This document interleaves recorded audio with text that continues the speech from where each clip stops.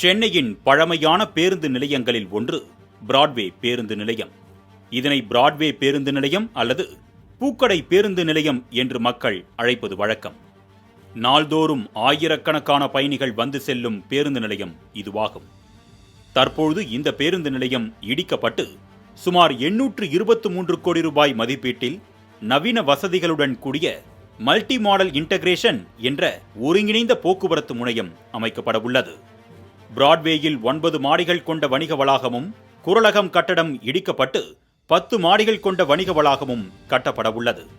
இங்கிருந்து metro rail நிலையம், புறநகர் ரயில் நிலையம் என்று அனைத்தையும் இணைக்கும் வகையில் புதிதாக 7 நடை மேம்பாலங்கள் அமைக்கப்பட உள்ளது.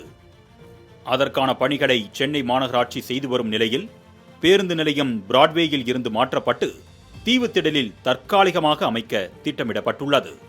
அடிப்படை வசதிகளுடன் கூடிய பேருந்து நிலையத்தை தீவுத்திடலில் அமைப்பதற்காக 5 கோடி ரூபாய் நிதி ஒதுக்கப்பட்டுள்ளது. இந்த பணிகள் அடுத்த சில மாதங்களில் நடைபெற உள்ளது. இதனிடையே பேருந்து நிலையம் மாற்றப்பட்டால் தங்கள் வியாபாரம் முற்றிலும் பாதிக்கப்படும் என்று புலம்புகின்றனர் பிராட்வே பகுதியைச் சேர்ந்த கடை வியாபாரிகள். கடை வச்சிருக்கவங்களுக்கு திரும்ப கிடைக்காது, வேற ஏதாச்சும் ஒரு பக்கம் வந்துட்டு மாற்றி விடுறாங்க.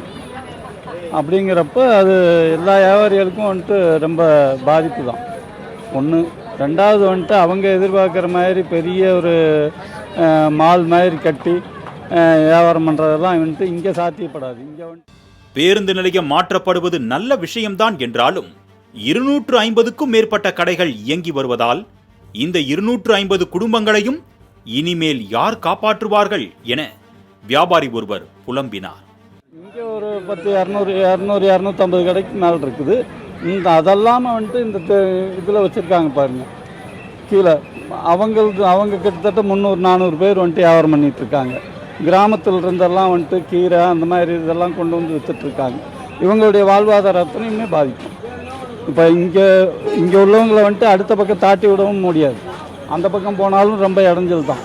அதனால் வந்துட்டு இவங்க டோட்டலாக இவங்களுடைய வியாபாரம் பாதிக்கும். எங்கேயும் போக முடியாது. மறுபடியும் இவங்க அவங்கவுங்க இருப்பிடத்தில் இருந்து தான் வேலைகளை பார்த்துக்கணும்.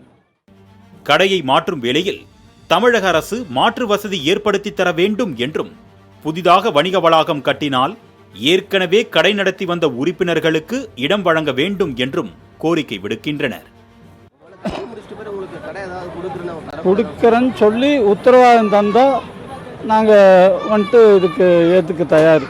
இல்லை அப்படிங்கிற பட்சத்தில் அவங்க செய்யத்தான் போகிறாங்க. நம்ம சொல்லி ஒன்றும் வந்துட்டு ஆக போகிறதில்ல. இருந்தாலும் வந்துட்டு இது வந்துட்டு ஜனங்களுக்கு எல்லா விதத்துலையும் பாதிப்பு தான். வந்துட்டு எங்களுக்கு பொருளாதார ரீதியாக வந்துட்டு ரொம்ப பாதிப்பு தான்.